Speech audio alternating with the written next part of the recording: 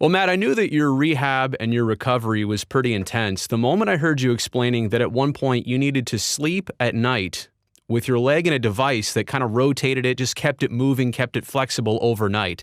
That's crazy. Was that the most inconvenient part, and how did that go? I don't know what the most inconvenient part was. I was pretty lucky to, uh, have a great doctor do my surgery. My fiance Taylor flew out there, helped me out. We stayed in Vail for 2 weeks and I was doing two-a-days for the first 2 weeks of physical therapy. And then we drove from Vail back to Southern California. I was on crutches for the first 2 weeks, and then I started walking on my own after 3 weeks. I was walking, riding the bike every day. I would say sleeping in that machine for 6 weeks was pretty brutal. It was hard to sleep on my back and get comfortable, but that constant motion of just keeping my leg moving in and out, like definitely helped. And probably the most inconvenient part was California being shut down and having to go to three different places to do all of my baseball, weightlifting, and rehab. I had to go to three different places because of all the COVID stuff. So I was doing a lot of driving, a lot of running around. My days were pretty much like, 9 in the morning to 4 or 5 p.m. every day, just grinding away. But, after about 4 months of, rehab Monday through Friday, and I'm back, I'm healthy, I'm feeling good. So, I mean, it was all worth it. And I know you were medically cleared a long time ago, back in even January. But January, I was cleared to return to sport, and I've been on a progression since. But now I'm just a normal guy. And to say you're a normal guy, I mean, does it help that I saw you make a highlight reel defensive play the other day, saw you go yard a couple days ago? I mean, does it just feel great to have those affirmations and to have literally no questions left now? Yeah, it feels good to be able. Feels good to be able to hit the ball like I feel like is me. Like those home runs are, I feel like that's how I want to play. That's how I hit the ball. And then be able to make those plays on defense. I feel better defensively now than I did last, even at the end of 19 and now, all of 20. So I think I feel as healthy as I've been in the big leagues. And I'm just excited. I think this is probably, knock on wood, I don't want to jinx it, but it's the healthiest, I've felt since I've been in the big leagues. I got you. I found some wood here on the desk. I only got cardboard over here. I feel like I buried the lead of our conversation this offseason as well as the rehab. You also got engaged to your fiance Taylor now. Congratulations on that. And I know, Matt, you're a performer under pressure. You thrive in those types of environments, but I've been in those shoes before. That's a high pressure situation.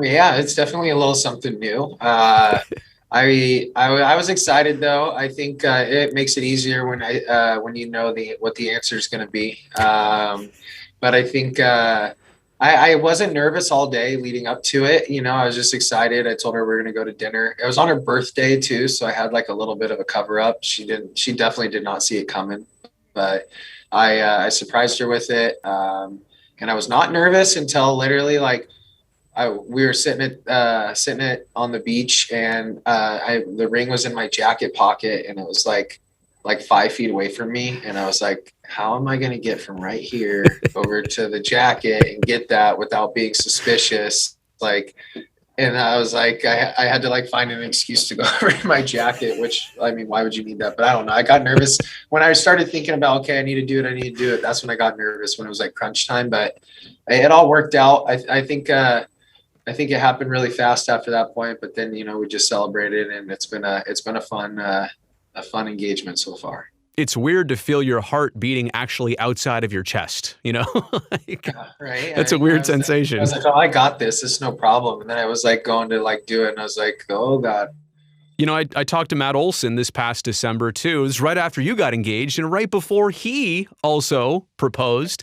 Was there any cross knowledge of you guys doing this, within a couple weeks apart? I don't think we talked about like, a specific date or something. I think I told him that I was getting engaged, and then I got a ring and I was going to do it. And then he kind of told me he was going to do the same thing. So my decision to do it kind of happened like kind of fast, and like the idea hit me, and it kind of like just like was spontaneous. And I'd been planning it for a little bit, but not like knew how I was going to do it. So it kind of just hit me that I was going to do it this way, and I did it. And then, Oli did it right not too long after. So it's kind of cool that we got to do it around the same time. And it seems like, we get called up to the big leagues at the same time. We both win 2 Gold Gloves at the same time and both get engaged at the same time. So I think life's going good for both of us. What are the chances? Olsen and Chapman always find a way to be connected. All right, I'm going to try my best at professional broadcasting here. Watch this transition. On the theme of relationships, right? You and Elvis Andrus. What have you learned about the guy so far? I know you've watched him on the other side for years now, but what have you learned about him so far as a teammate? And then also, what is it that a third baseman and a shortstop, what is it about the relationship that you guys just need to have on the field? Yeah, definitely getting to know Elvis. It's cool to get to know somebody that you've played from and, seen him do things from afar, but to be able to have him in the clubhouse every day and, get to know him and become friends with him has been fun. He's got a great personality. He's got a good energy. He's loud in the dugout, which I like. He brings like an energy and it's fun. And I think it's something that is going to work really well for our team. He brings a lot of experience. He's played with some really, really good baseball players. He's played for good managers. He's been in World Series. And then obviously he's played with Adrian Beltre, somebody who I look up to and admired throughout his whole career. So to be able to play with Elvis and pick his brain has been fun. He's a good person. He's got a lot of good insight on and off the field. And I think that he'll fit right in here. As far as chemistry goes, he's a very talented baseball player. He has a lot of feel for the game. I think his baseball IQ is very high. He's very talented. So it's going to be easy for us to get used to playing with each other. I think that's just going to come with reps. And we've been talking to each other. And I think for the biggest thing for guys playing on the left side of the infield together is he's really good at communicating. If he knows what pitch is coming to me, I'm good at telling him, hey, look, if I'm playing here, you go a little bit there. So I think we're kind of learning each other's nuances and, he's learning where I like to play and I'm trying to figure out how he works and what he does. So I think it's going to be an easy transition and, both of us are athletic on that left side. So I feel good about it. The experience that you and every Major League Baseball player had last season was so abnormal in so many different regards. The length of the season, the pace of it, the procedures, the new rules. Nothing about it really was normal. And I don't know that this year is going to be back to a traditional like 2019 type season all over, maybe somewhere in between. What does your gut tell you about how the next 6-7 months are going to go?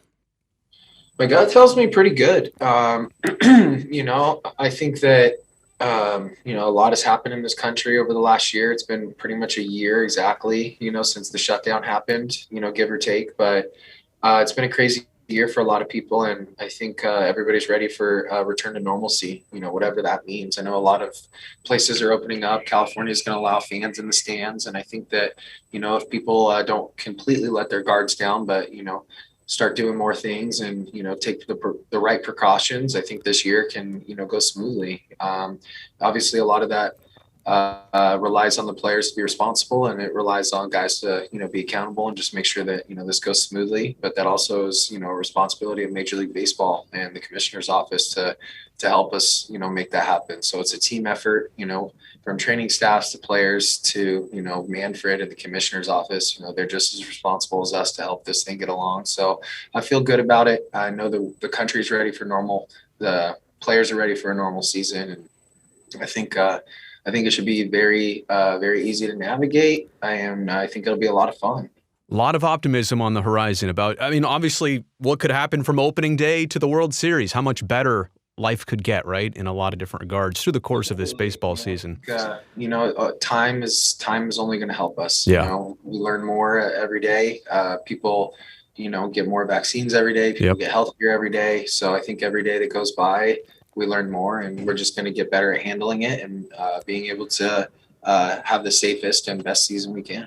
All right, 2 more things and then I'll let you go. I suppose that the closer you get in your big league timeline to being free agent eligible, just the more people look at you, they realize your talent, and they're just going to talk about you, right? In terms of rumors, hypotheticals, this and that. I know you're not necessarily paying any attention to any of that, but is it weird to have people discuss you in that way? Do you mind it? Do you even care when your name's brought up?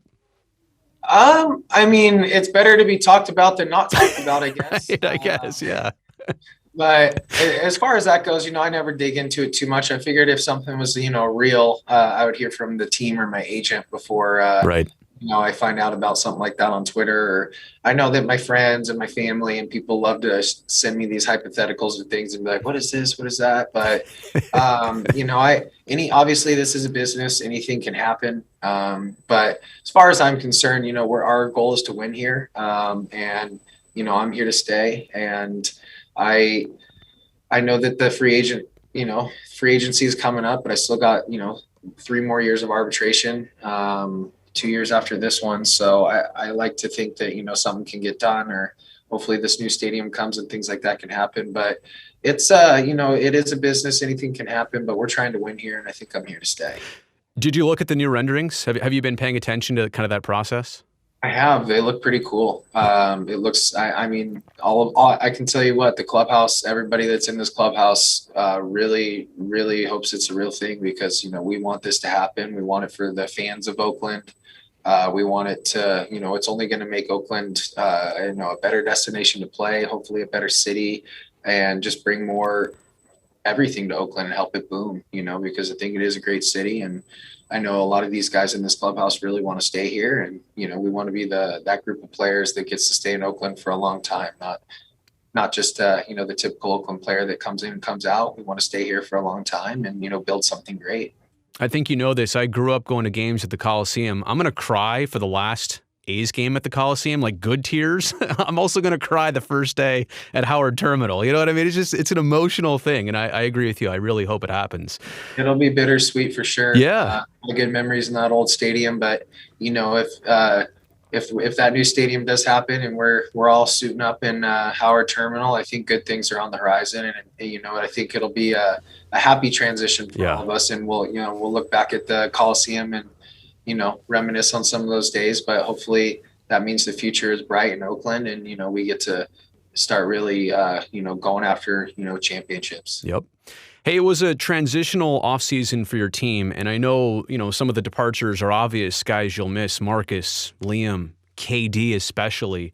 But you also added some interesting pieces in Moreland and Rosenthal and Elvis, to your left.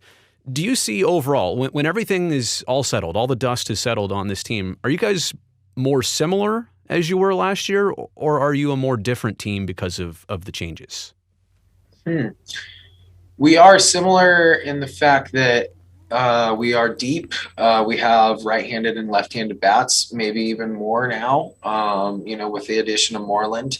I think Marcus is going to slide, or Marcus, obviously losing Marcus, losing KD. Forgive you.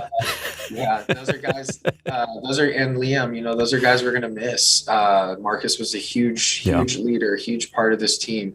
KD was a huge part of this team, especially for morale and just a great guy to have around.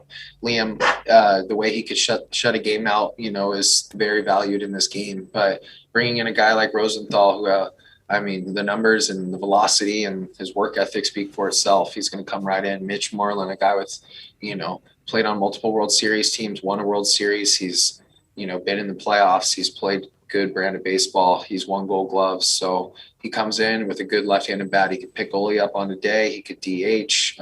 He could do anything for us. And I think Elvis is going to slide in and fill Marcus's role, quite nicely. He's a very athletic guy, still young. He's motivated. So I think that we have a lot of pieces here, and we have bringing back guys like Petit and some of those guys. That's all huge for us.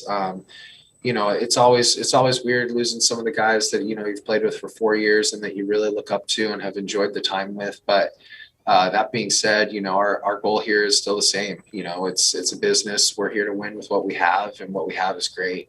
And I think that having Moreland be our DH is going to give us a little more flexibility to where, hey, look, Olson is needs a day, but he still needs to hit. Boom, he DHs. Moreland plays first, or we have a lot of outfielders that could get a day off but DH. So I think having a flexible DH now kind of lets us float things around. Guys, so I think it plays to our advantage is where we have an athletic team and guys can float in and out of positions and move around. And Pinder can pick guys up, guys can get DHs. So it gives us a little flexibility there at the DH. And I think that, Elvis and Rosenthal are great replacements for what we lost, and they're going to come right in, and they're all motivated to win and hungry, and that fits well here.